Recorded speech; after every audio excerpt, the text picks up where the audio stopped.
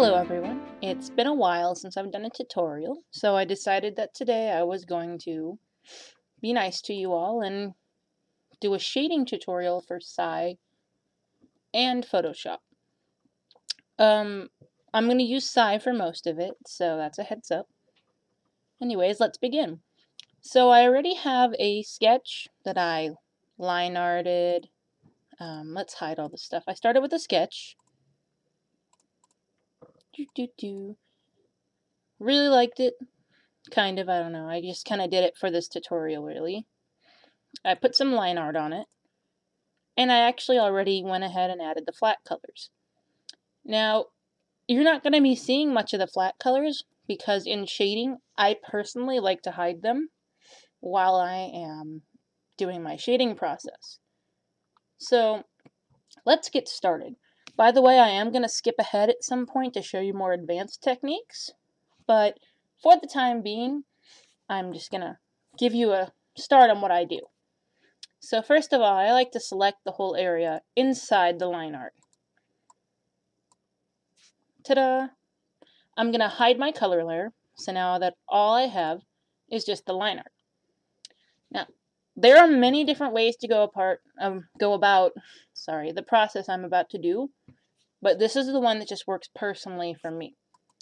So under my line art, I'm going to make a new layer. I'm going to call it shading. This is the hard shading now, which I'm only going to cover, hard shading rather than highlights and stuff. I could do that in another tutorial.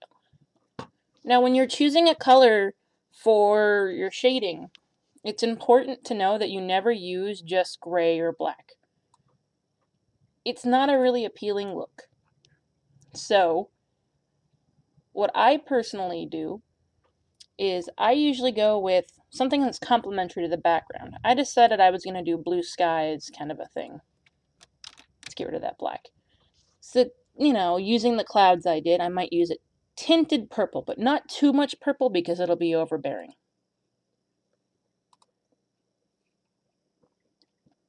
Alrighty, so I fill in the whole selection, and then I start to actually erase the parts where I'm going to be doing the highlight. I'll show you. I'm gonna go ahead and mute the mic and start up on that.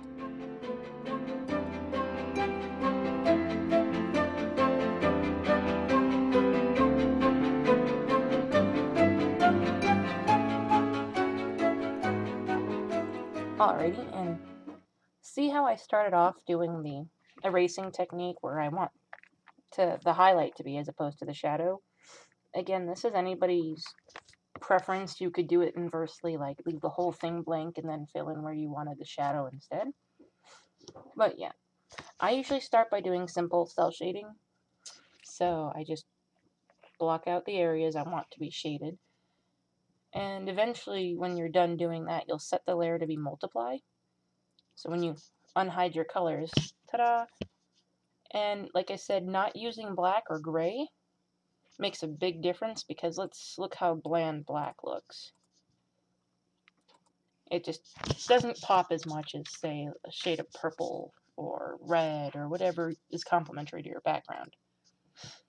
Anyways, I'm going to be quiet and skip ahead and finish doing this part of the process and speed up the video so I can show you the next part.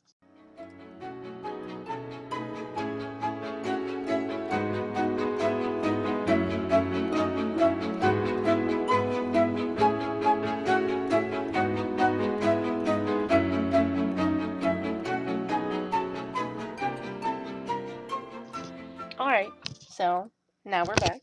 Now that I've already blocked out, shaded out all the areas I want to be dark, I can preview what it's going to look like by unhiding my color layer, sorry. And, if you want cell shading, bam, you're already done. That's about it.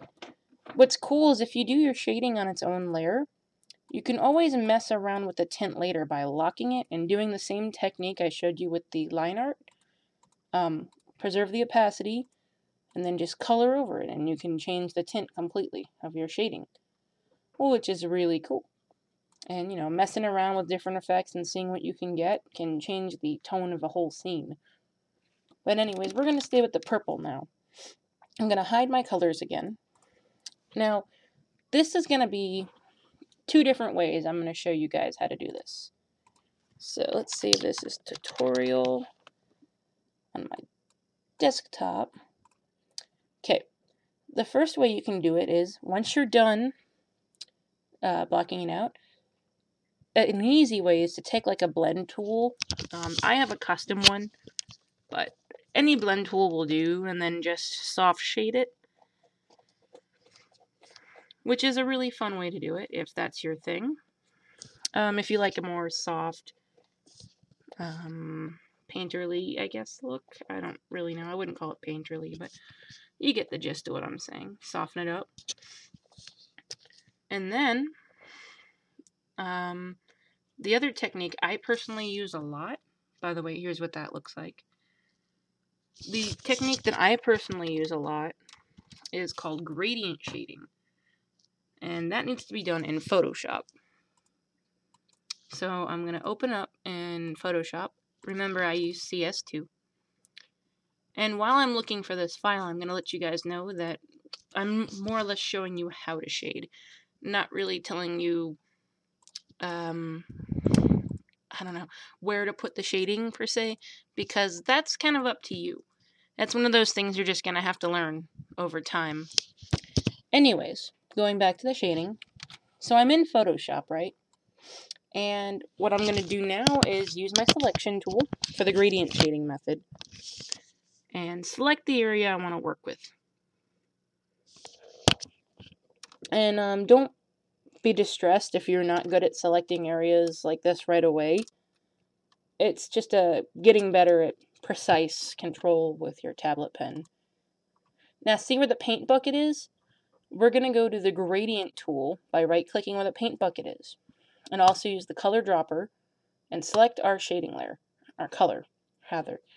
Make sure that your color, when you're selecting it, is not on multiply mode or it's over a white background. Because if it's on multiply mode, when you're selecting in the color, it'll be different in the end result. Like, you know, because multiply kind of adds to the shading layer, or rather the color layer. So make sure the color layer is hidden when you select that, or it's not on multiply. Now what you're going to do is once you have the area selected, you decide where you want the darker part of the shadow to be. Start there and drag towards. Like this. It's really easy, right? Make sure when you're using the gradient tool that the other side is white with 0 opacity. I'm sorry, 100% opacity, because you want it to just be transparent on the other end. So yeah, you do this until you get the desired look you want. You can actually also mess around with the circle tool as opposed to just the regular gradient, which is up here, circling. And pretty much keep doing this until you get the desired effect you want. It takes a little bit of practice to get it to look exactly how you want. Excuse me. But, you know, get used to it and practice, and that's the best you can really do, my best advice. Even though there's open areas connected too, I sometimes like to do this to make a more dramatic shadow in one area as opposed to the other.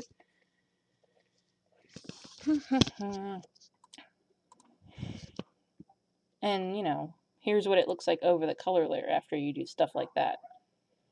And sometimes you'll end up with that hard shadow right there that looks kind of awkward. You save it, and then you just blur it back. Like, waiting for it to open. I just take a nice blur tool and soften it up a little bit, so that little area isn't so drastically different than the others. And yeah, and here's what it looks like once it's on a color layer. And again, as long as you're doing this on its own layer, you can still mess around with the tint without it being affected.